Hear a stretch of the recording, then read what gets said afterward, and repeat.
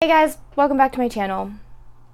I'm looking a little rough, feeling a little rough. I'm just rough around the edges right now, honestly, and that's kind of to be expected. For those of you that don't know, I lost my best friend, Brent, this weekend to a relapse and an overdose. And it's been hard. It's been incredibly hard. I've lost a lot of people over the years that I've loved, like a lot. Yesterday was Scott's birthday. But this one really hit home. You know, this is like a best friend I've had my whole life. And I just feel like I'm coming up on 11 years of recovery. August 26, 2008 is when I started my recovery journey, 11 years ago. And that's something I wanted to talk about. I wanted to be fully transparent with you about what that means to me, because I've never fit into like the recovery box. I've never viewed recovery normally. I've never done it normally. I've never counted recovery time normally. I'm just different. I don't fit your stereotypical recovery person. And that's my whole purpose of being here, is sharing that with you. I frame things differently. I think about things differently, and I do things differently. And there's a reason for that. It works for me. So as I go into this and discuss this, please keep in mind that I'm talking about personal experience. I know this works for me. I am not saying it will work for you or Jim or Bob or Sally. I'm saying it works for me. And you need to find what works for you. It's so important to be reflective, self-reflective in recovery, and know your boundaries, know what works. Keep yourself in check. That is so, so critical to finding success in recovery. And this has found success for me. So I started my recovery journey on August 26, 2008, and I say it specifically like that for a reason, because that is when my journey started. August 26, 2008 is when I went to jail, and when I went to jail was the first time I was forced to be honest with myself. I was forced to deal with it, and I eventually became honest with my family, and I became honest with my friends, but it took that period of starting. And I did get clean. I did get clean when I went to jail. I didn't know what I was doing because I was thrown into jail and there were no recovery programs on work release. You couldn't go to the AA or NA meetings. And side note, it's loud here. It's morning time, obviously, I'm puffy-eyed. So if it's loud, I apologize. Can't really control that. Like I was saying, I didn't get to go to NA meetings. I didn't get to go to AA meetings. I didn't have anything. I didn't get to see a counselor or anything for the first 8 months of my recovery. And I got out of jail and I slipped. I definitely slipped. I'm not going into details as to what I slipped with or how I slipped or who it was with or any of that stuff. It doesn't matter. And I found my way back. Now, you might call that a relapse. That's fine. Call it a relapse. I don't care. I know that I started therapy, I got on Suboxone, and I moved forward with my life. I didn't get hung up over that slip because that slip didn't define me. I spent an early part of my recovery defining myself as a recovering addict. That is what I was. I lived and breathed it. And if I didn't tell people right away, I felt like I was lying. I felt like I was hiding a part of myself, and I hated it. And I hated that I had to count these days, how many days clean did I have? And then when this happened, I made a choice. I went into therapy right away. You guys might know why I ended up going in therapy. There's videos about it. But it was just I don't know. I had this epiphany where I was just what does this one time matter? Because I'm so much bigger than this. I'm so much bigger than this. And I moved forward. And I got on Suboxone. I got on Suboxone for about a year. I got off of Suboxone. I drank periodically. I drank a lot for a while, and then I stopped. So that might also be something you would call a relapse. That's fine. I don't call that a relapse. I socially drink occasionally now. I haven't drank for over a year. I do smoke weed occasionally. Haven't done that for a while either because I've been thinking about getting a job. And I could go get my medical marijuana license, but or ID card or whatever it's called, I just haven't. I just don't really feel the need to do it often enough to want it. And I am on Suboxone, so that's another thing that people don't view me as abstinent but I hurt my back in 2014 working at my job, and I had to go on pain medicine, I had to do physical therapy, and I was on muscle relaxers, pain pills, blah, blah, blah, had to be seen by a doctor, had to start going back to the gym, doing all these things, and I knew that as soon as I got on this pain medicine, that pain pills, it was a bad idea. It was bad. but I was hurting. I was literally hurt. My back hurt. So I pushed through it, and instead of refilling my prescription one more time, I decided to call a Suboxone clinic, and I got in. So that's been since 2014. So I have this mentality that it's all about the way you frame it. I would rather somebody come to me and be like, I was clean 360 days last year and I had a 5-day bender in the middle of the year, versus saying I am now 6 months clean. How does that feel? What does that make you feel? I'm not saying it's okay to go out and relapse. I would absolutely come clean. If I relapsed right now, I would tell you. And there's a relapse and there's a slip, and it's all personal definitions. So I guess what I'm trying to say is my view on recovery shouldn't have any effect on your view of recovery.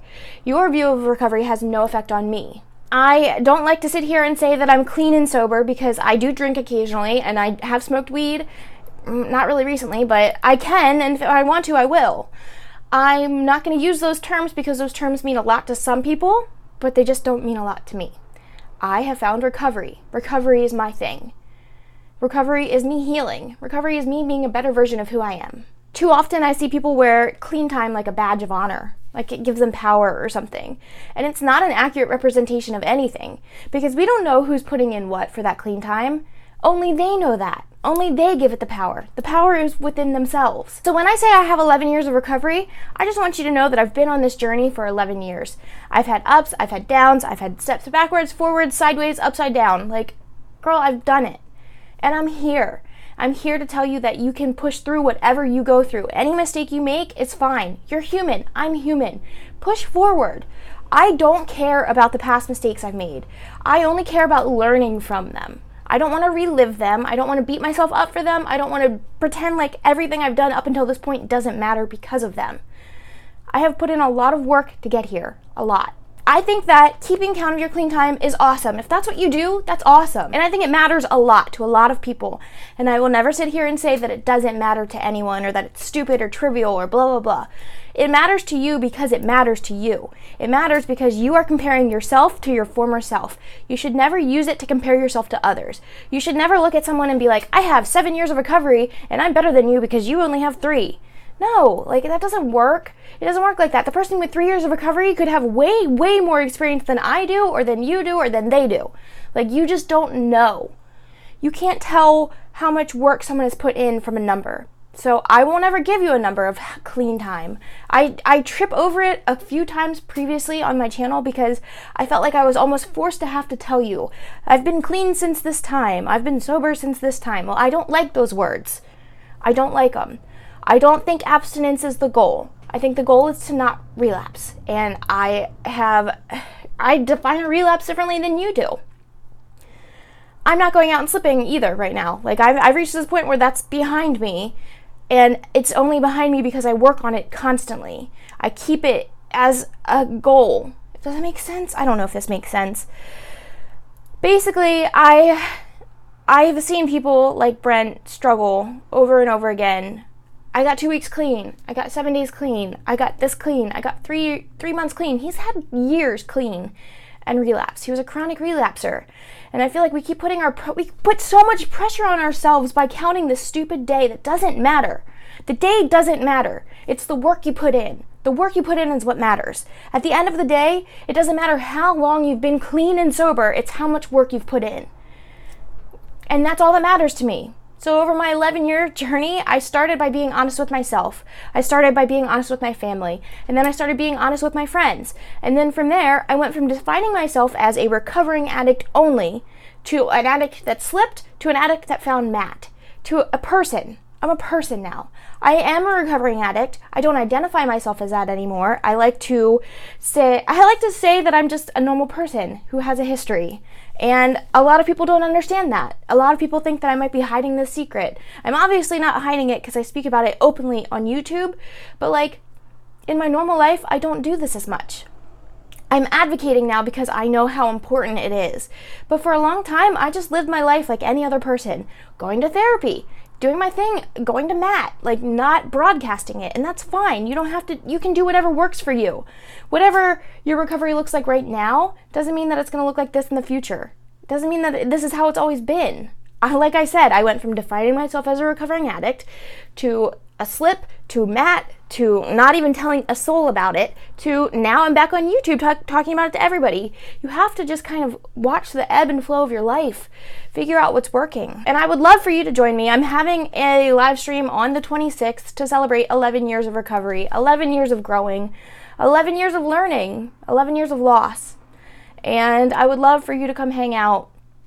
When I preach about this inclusive recovery, guys, like, I mean it. I'm not talking like your normal by the book recovery. I'm talking about a place where anybody can come here and feel welcome, feel safe.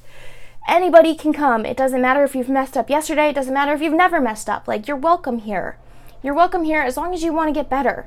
As long as you want to work on yourself. Like, I want to help you. I want to be here. And helping you guys has been the light in my day recently. Oh, I don't want to cry. It's been so hard. It's been so hard, and it's been so hard because, like, I don't do recovery normally. I don't do it right, and yet I'm the one still standing here. And it makes me wonder, like, what are we doing wrong? What are all the other approaches doing wrong? And I'm not pointing fingers and saying, like, 12-step this or smart recovery that. Like, I'm saying, what are we doing wrong as a recovery community that we're losing so many people still? People that try hard.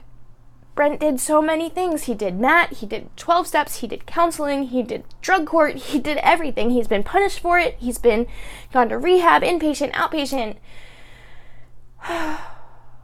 Guys, I don't want to lose any more of you. And I am not ashamed of my recovery. I'm not ashamed of my recovery journey because I'm still here. I'm still kicking it. I'm still doing great. I'm still here to help you. So, in full transparency, you can dislike this. You can like this. I don't care because it doesn't affect my recovery. This is mine. This is my baby. Foster your baby. Love your recovery. Grow your recovery. And do what works for you. I love you guys. I'll see you in the next video. Bye.